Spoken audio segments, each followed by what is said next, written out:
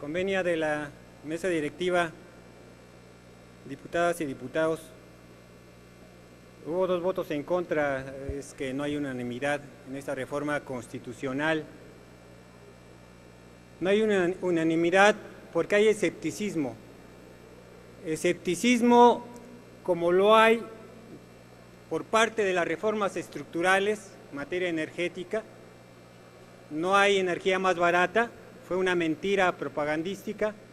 No hay gasolina más barata, una mentira también sistemática que se sigue utilizando, pretendiendo que los ciudadanos están dormidos. Primero solicito que mis reservas se inserten en el diario de los debates para que se vea el argumento del por qué votamos en contra. Segundo, hay una crónica de la expropiación petrolera del 18 de marzo. En los antecedentes señala que el 9 de julio de 1938 se nombró una comisión para atender las demandas de los trabajadores. Esta comisión visitó a los empresarios, dueños de las petroleras, y resultó que estas empresas petroleras no declaraban honestamente el monto de sus ganancias y que el capital invertido había sido recuperado 10 años antes. La Suprema Corte de Justicia ampara a los trabajadores,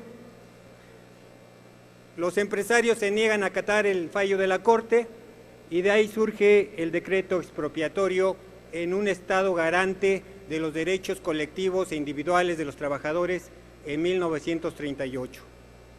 Estamos ante una reforma trascendental. Se busca el equilibrio en un conflicto entre el capital y el trabajo. No estábamos hablando de cosas menores, estamos hablando de la vida de los trabajadores, trabajadores que pueden ser despedidos injustificadamente, trabajadores cuyos derechos sociales o individuales pueden ser violentados, derechos que tendrán que litigar ante un tribunal laboral. Ese no es el problema no es el tribunal laboral. Estamos mandatando que primero, en forma obligatoria, debe ir a la conciliación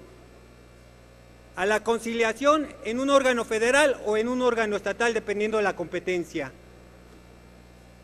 La ley tiene operadores jurídicos que atienden a cuestiones políticas.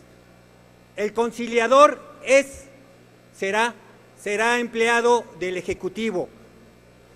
El conciliador será propuesto por el Ejecutivo al Senado, quien deberá aprobarlo por 2/3 partes en una propuesta de una primera terna. Si el Senado no lo aprueba, se manda una segunda terna. Si el Senado vuelve a rechazar esa terna, el Ejecutivo lo designa. El conciliador es empleado del Ejecutivo. El operador atenderá a cuestiones fácticas en la política nacional. Quiero ver si en una huelga de los trabajadores de Pemex frente a la empresa estatal Pemex tenemos un conciliador imparcial. Si ante recuento de trabajadores de los sindicatos de la Federación, estados y municipios, tendremos un conciliador imparcial. No, la ley tiene operadores y en la situación nacional donde prevalece la corrupción, los operadores atienden al interés del gran capital y de los empresarios, mentira que a los intereses de los trabajadores. Las reservas que presentamos, fracción 20, estamos proponiendo que el titular de este órgano de conciliación no sea propuesto por el Ejecutivo, debe ser propuesto por la Suprema Corte de Justicia. Le quitamos esta carga política del patrón frente a sus empleados. Reserva artículo 123, fracción 21. Hay un desequilibrio entre la capacidad de defensa del patrón con la del trabajador. Aquí no se garantiza. Estamos proponiendo que en el procedimiento de conciliación y en los juicios laborales, las autoridades suplan la queja deficiente del trabajador. No debemos olvidar que el trabajador se encuentra en desventaja en una competencia legal frente al patrón Este principio no se garantiza. Agregamos en el 123, fracción 22, la autonomía e independencia de las asambleas de los trabajadores. No se garantiza la autonomía de las asambleas de los trabajadores y el voto está acotado porque no atiende a los principios de una elección democrática. Por eso señalamos una modificación en la fracción 31, inciso C.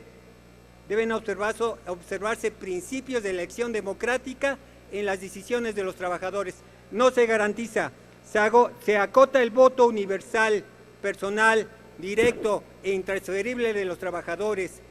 Esto va a dar oportunidad al cochupo de las autoridades supervisoras con los sindicatos que se quejan ahora.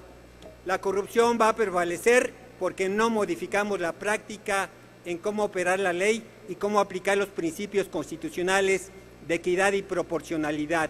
Estamos abundando a juicios y procedimientos que afectan al trabajador, quien tiene una desventaja en la operación legal de su defensa frente a los abogados de los empresarios.